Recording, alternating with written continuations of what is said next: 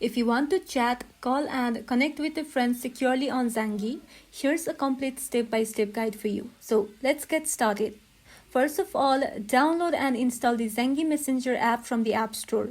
Once installed, open the app and then sign up or log in. Unlike some apps, Zangi gives you a private number when creating your account.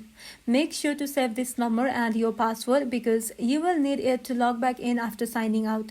This is also the number you can share with your friends to connect with you.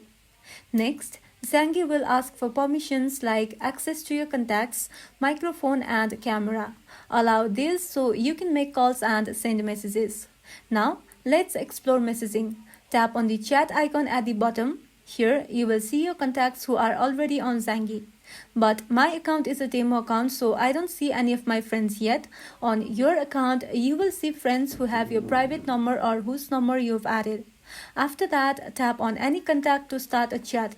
You can send text messages, voice messages, photos, videos, and documents by tapping the respective icons in the chat.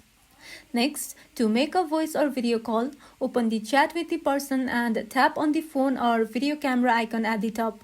Your call will connect instantly. And finally, explore settings by tapping the gear icon. Adjust notifications, chat settings, privacy, and blocked contacts to make your Zangi experience smooth and secure.